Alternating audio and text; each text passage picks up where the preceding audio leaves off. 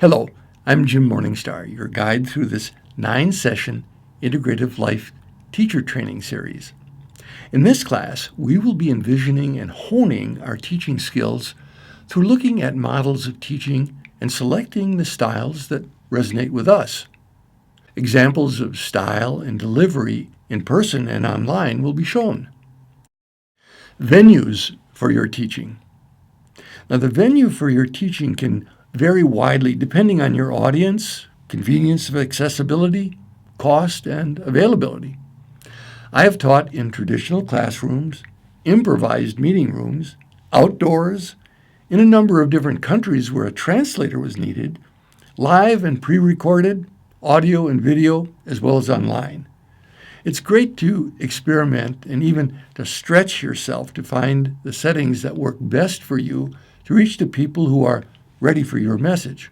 Your deeper message is how your presence is a unique embodiment of your life energy. The old aphorism, "the medium is the message," applies here to mean that your body communicates your personal brand of love to the world, regardless of the words you're using. So find the venues in which your body is comfortable to let your light shine and your curriculum be received most readily. Now, here are 2 examples of my teaching. The first example is a synopsis of clips from my teaching in a classroom-style setting to a group of healthcare providers. The material is from Class 1 of the Personal Effectiveness Principles program, in which I used guided visualization, lecture, didactic exercises, and group sharing, the experiential approach of the integrative life teaching. Now, this was many years ago, the first time I was ever video recorded while teaching live. So take into account that when rating me on my warmth, enthusiasm, clarity, and empowerment. Right, so just check in. So let me formally introduce myself. My name is Jim Morningstar, and I'm the Director of Transformations Incorporated, which has been in the Milwaukee community since 1980. Our work at Transformations is one of healing and education from a holistic perspective. I will be teaching the course, but all of us here will be teachers, as you see. As we get into it, the learning will come from what we do together, not just from information that I give. The purpose of this personal effectiveness training is to teach principles of success for each individual to incorporate and to make your own. There are no one-size-fits-all formulas for effectiveness or success in life. We want to come out of this with clarity and passion. Those are the keys to effectiveness and success. The first tool is clear information. I want to give you the best of what I have come across, and this has been my life's work. I want to give you the best of what I have seen to be effective in the helping professions. Another tool will be supportive feedback. So this isn't going to be a lecture course. This is not going to be a bunch of information that I give to you. My expertise is in creating an environment in which we learn together. So we will learn not only from the principles that have been handed down from generation to generation, but we're going to learn from each other. We're going to practice them here so that each time we have class, you will have them under your belt, so to speak. You will have actually used the tools. You'll have a on-the-hoof experience of how they work. And we're going to do some things outside of class. That will be completely voluntary. You will be given things that each time, if you choose to, you can work more on the tools in your own environment. The most essential tool, however, is tapping into the source within you. tapping into the wisdom and the love that is your essence. So let's begin. I'm going to ask you to open up your folders and look at handout 1. So the first experiment is called positive self-suggestion. And here's how we're going to do it. First of all, just get yourself comfortable, and if it's all right with you to go inside for a moment, I'm asking you to put your feet on the ground and close your eyes. Just notice your breathing easily and gently. If it's not comfortable to close your eyes, then just focus on something in the room. Then put your attention on your heart area. And if you're willing, dedicate our work together to the highest good of all here and all we serve. Then, again focusing on your heart area, ask the question to yourself, what you want most for being in this personal effectiveness training. What it is that you want for yourself personally in being here. And just listen to whatever comes to you. Also, if you're willing, suggest that you will get support in being more effective and fulfilled in your life through being here. Then let yourself take a couple of deep and clearing breaths and come back and make a note on the handout of what you want. So just make a little note on it. What came to you is what you want for yourself in being in this training. We're going to do another experiment now with our feelings. So again, with your willingness, close your eyes. Again, just put your feet on the ground. Take a couple of easy breaths. And think about a time when you really felt good. Imagine where you were, what you were doing, and how you felt in your body. And remember this feeling. Now just come back and make a little note of that in the place on your first handout that says experiment number 3, felt good. So just make a little note to remind yourself of what that good feeling was. But then go back and close your eyes and think about a time when you felt bad. Again, imagine where you were, what you were doing, and how that felt in your body. A time when you didn't feel good, a time when you felt bad. Okay? Again, come back, make a little note of that.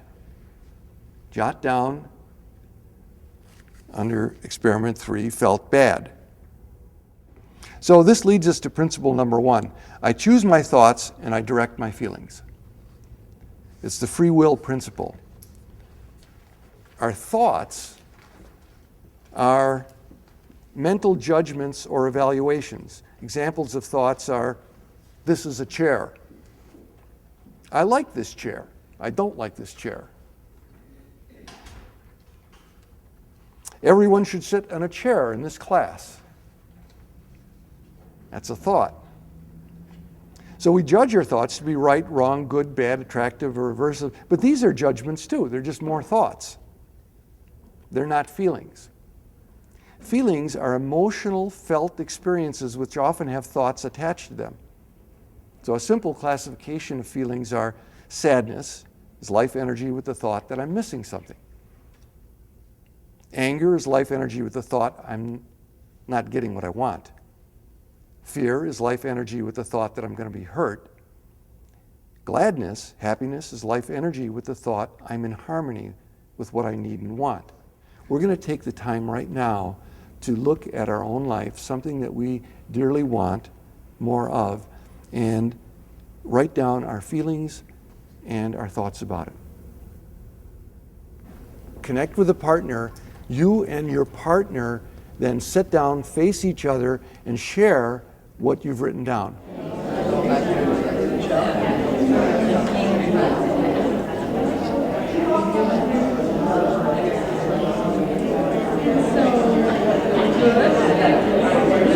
Okay, I'm going to ask us to come back together now. We're going to form a big circle with the chairs.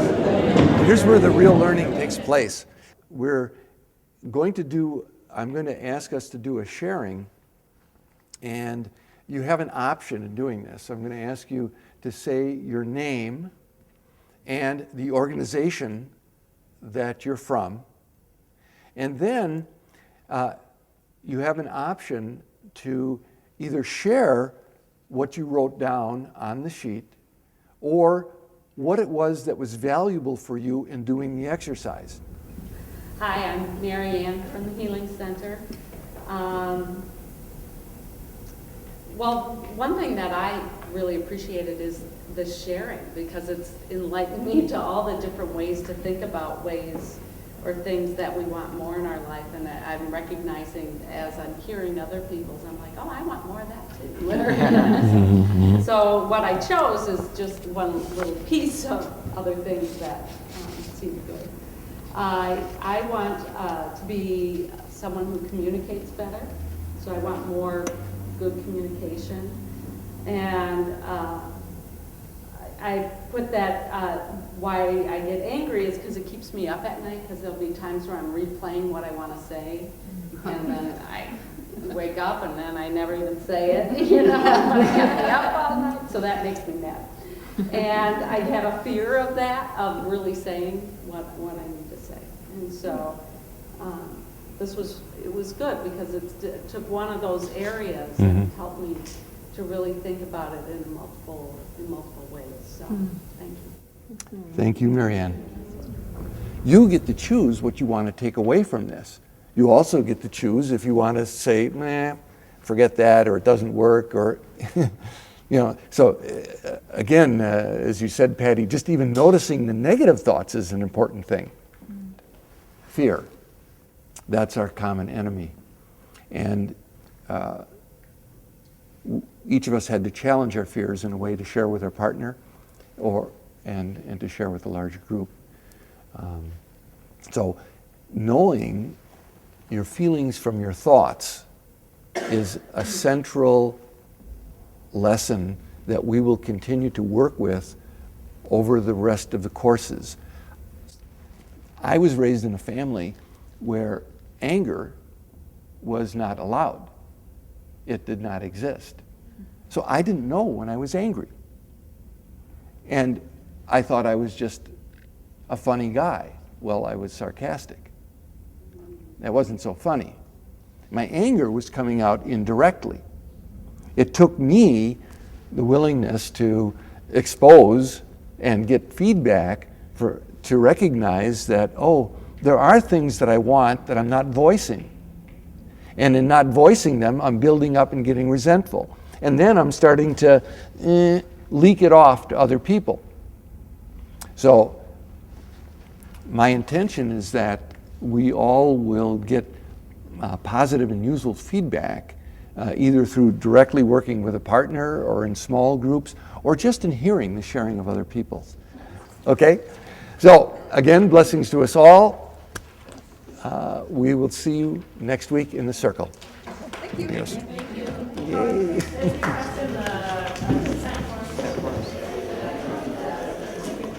As you can see, I was relying on my notes to prompt my content. But even with that, you can put your message out with effectiveness. You don't have to be a polished speaker with all your content memorized by heart to be a teacher.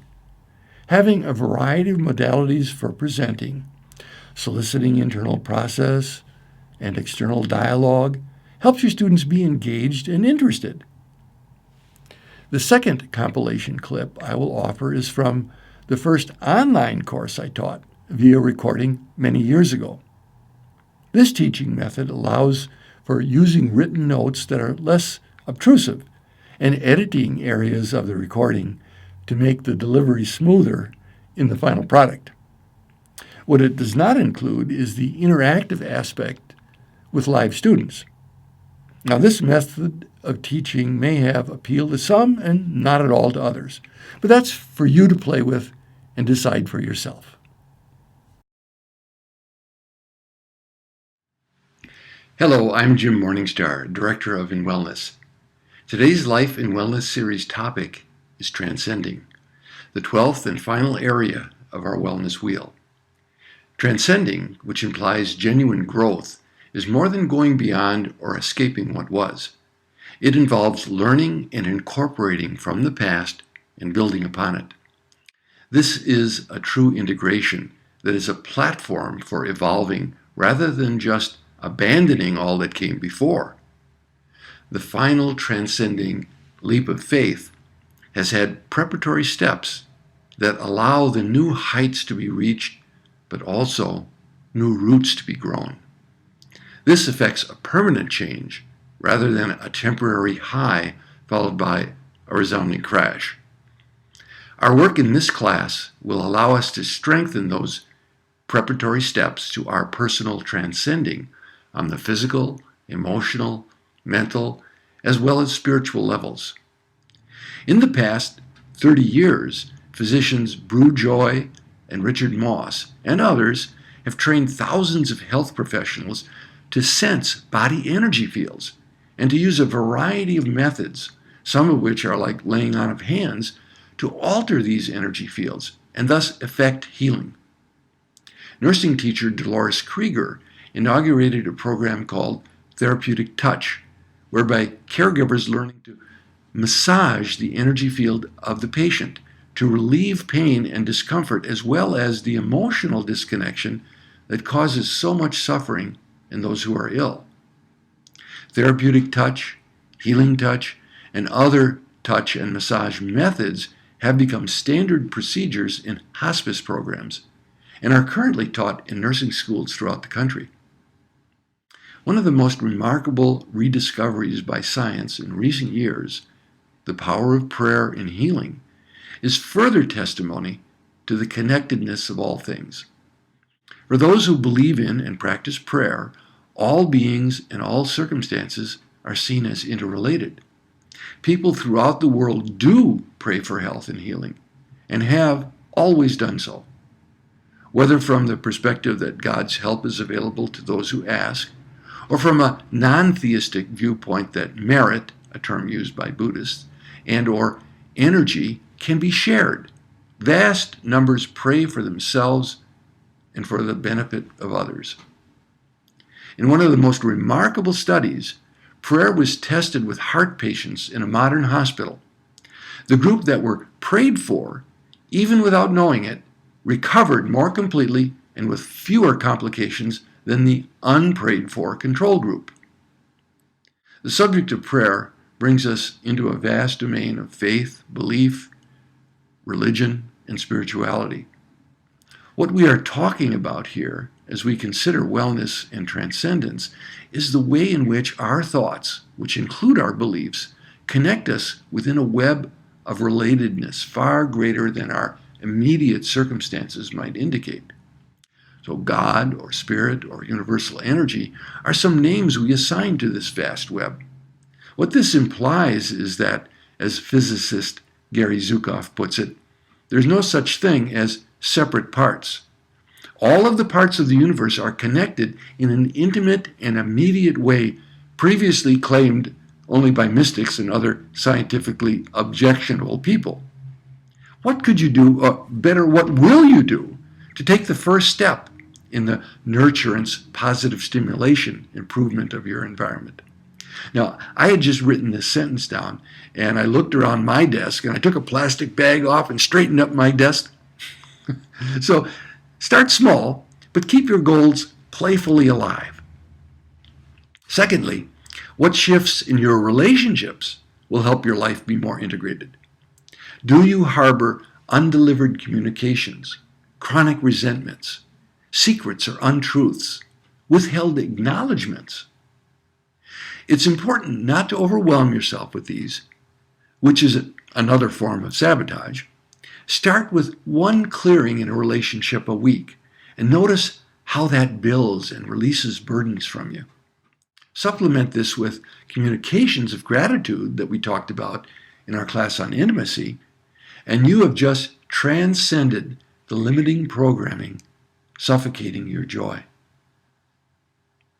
Let's take time to seal the deal with our own minds with this final exercise of the Life and Wellness series. Complete handout 2, Acknowledgement and Further Growth. In handout 2, we have 2 steps. First, list 3 ways in which you have made progress in life and work fulfillment during the time of our Life and Wellness series. Then, secondly, list 3 ways you are willing to grow going forward in each of the areas of inner changes and outer changes. Inner changes, for example, are changes in your self-talk, managing your feelings, your attitudes. Outer changes are changes in your behavior, your environment, your relationships. Take time to complete handout 2 as soon as possible, either now or after the class in just a minute.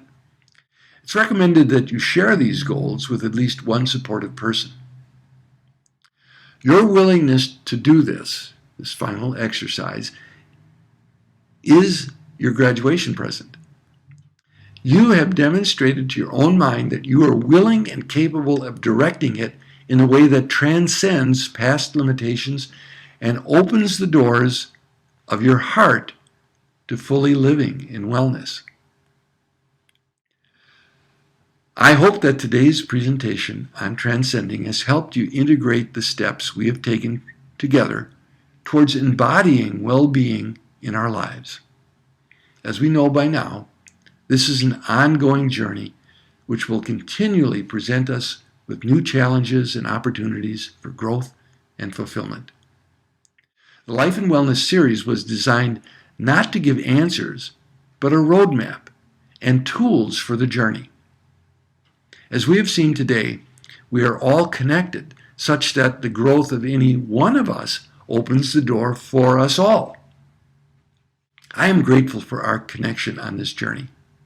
Even if we never meet face to face, our energetic intention to bring wellness to our bodies and the body of our world aligns us and enhances us both. As we continue to transcend our limited and separate view of reality, I believe we will increasingly feel and benefit from our interconnected visions. Please contact me if you wish to learn more about the availability of courses and training programs that will build on what the Life and Wellness series may have begun for you or your organization.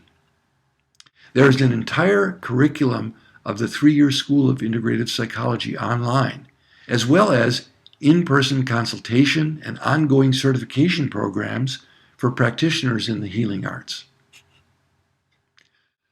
Affirming the best for your well-being. This is Jim Morningstar for In Wellness.